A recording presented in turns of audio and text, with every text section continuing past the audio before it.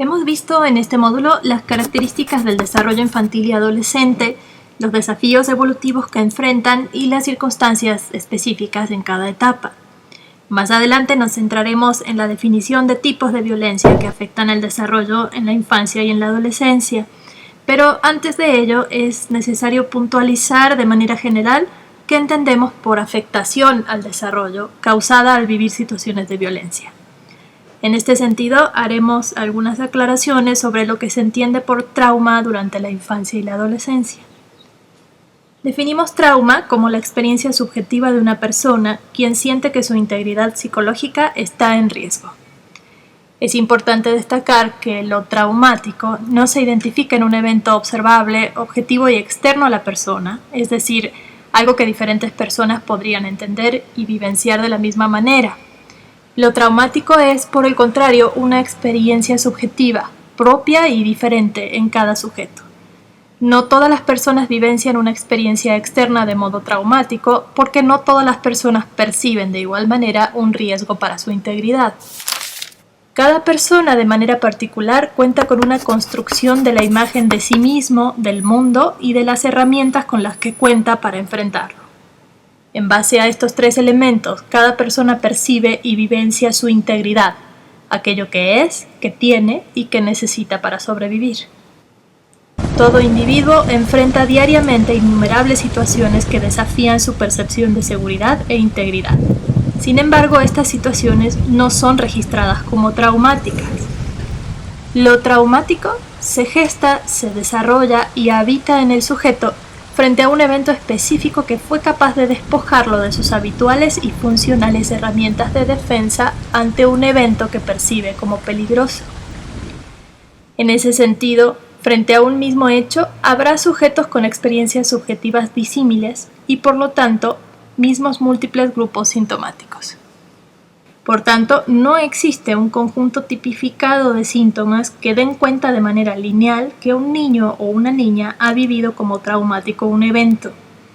Es por ello que encontrar denominaciones psicodiagnósticas como única brújula de búsqueda de victimización es un deseo frecuente entre las y los psicólogos porque simplificaría su intervención. Pero se trata de un intento fallido de homogeneizar realidades subjetivas siempre diferentes y que solo puede llevar a errores. Un ejemplo que ocurre con frecuencia es buscar evidencias que atestiguen la existencia de trastorno de estrés postraumático como única respuesta a si un niño, niña o adolescente ha sido víctima de violencias. El trastorno de estrés postraumático se define en función de tres grupos de reacciones. Las experiencias traumáticas quedan registradas en la memoria con tal fuerza que la persona continúa percibiendo imágenes inquietantes de lo sucedido, con reacciones físicas y emocionales muy agudas ante cualquier evento diario que recuerde el suceso. Se intenta evitar por todos los medios situaciones, personas o lugares que recuerden lo sucedido. El cuerpo continúa en alerta permanente y las personas reaccionan de manera exagerada a eventos actuales, como si estuviese a punto de repetirse el peligro. Hay problemas para dormir y concentrarse, irritabilidad, sobresaltos y temores agudos, así como síntomas físicos como dolor de cabeza y de estómago. Es posible que un niño, niña o adolescente presente estrés postraumático al sufrir una victimización, pero también es posible que no presente esta sintomatología. Entonces, que un niño tenga o no trastorno de estrés postraumático no es un indicador directo y absoluto para confirmar o para descartar que haya sido víctima de violencia. Los criterios diagnósticos que establecen clasificaciones psicopatológicas a partir de síntomas son utilizados generalmente en ámbitos psiquiátricos, en el DSM-4, por ejemplo. Sin embargo, para definir trauma, es necesario descubrir si un evento es capaz de quebrar en el individuo su primordial sentimiento de seguridad. Para que un evento sea traumático, debe generar una vivencia súbita de indefensión, produciendo una percepción en el sujeto de no control ante el futuro, generando una desconfianza básica en sí mismo y fundamentalmente en las personas. La afectación no se revelará en un patrón de síntomas fijos y establecidos. Muchos niños o niñas que han sufrido violencias no experimentan trastorno de estrés postraumático o ningún síntoma típico o esperable, y eso no significa que no hayan vivido la experiencia como traumática, solo significa que presentan otro tipo de sintomatología: ansioso-depresivo, problemas adaptativos, dificultades de inhibición conductual, entre variadas evidencias emocionales y comportamentales que no corresponden al cuadro de estrés postraumático. Algunas veces se manifiesta el trauma con un detenimiento del desarrollo en algún área específica, cognitiva principalmente. Al trabajar con infancia, antes que buscar un criterio diagnóstico, es más útil centrarse en el concepto de violencia.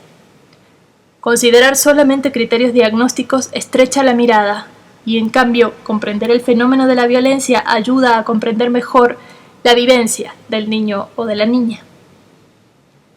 Al plantear esto, es importante esclarecer el concepto de violencia.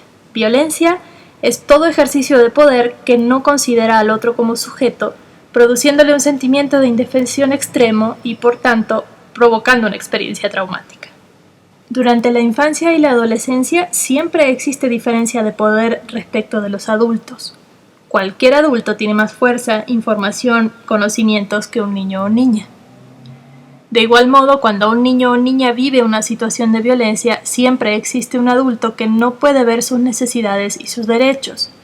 El adulto está más preocupado por satisfacer sus propios deseos que por el niño. Esto aplica tanto para situaciones de violencia sexual, física o de abandono. Entonces, cuando un niño, niña o adolescente vive una situación de violencia, quien produce esa experiencia traumática siempre es un adulto. Aun cuando otro niño sea el que le genera una situación angustiante, es un adulto quien debe proteger tanto al niño o niña que es agredido como al niño o niña que agrede. Si además de no proteger, el adulto es el agresor y pertenece al ámbito familiar o representa para el niño un referente de autoridad, los sentimientos de seguridad básica y la confianza en sí mismo y en los demás se verán gravemente afectados. Basta mencionar como ejemplos escenarios donde el agresor es un maestro, un guía espiritual, un tío, una nana, etc. Para detectar situaciones traumáticas a la infancia es necesario entonces tener en cuenta que ser víctima no es un cuadro clínico, lo traumático no está centrado en un fenómeno objetivo externo, lo traumático se construye en la experiencia subjetiva. Lo traumático implicará las áreas perceptual, emocional, conductual y contextual. El trastorno de estrés postraumático no es un indicador exclusivo de abuso o maltrato. Si un niño no padece trastorno de estrés postraumático, no significa que no ha sido víctima de violencia. Todo acto violento es traumático. Ante un evento traumático pueden no aparecer síntomas típicos o esperables. Entonces, ¿cómo se determina si un niño, niña o adolescente ha sufrido una situación traumática? Más adelante se ahondará en la metodología e instrumentos para hacerlo, pero mencionaremos que se requiere intervención especializada en infancia que contemple información sobre desarrollo en general, y también es necesario tener conocimientos precisos sobre la violencia y sus efectos. Se requiere, en definitiva, una mirada integral, compleja, que incluya múltiples variables y sobre todo que sea específica en cada caso.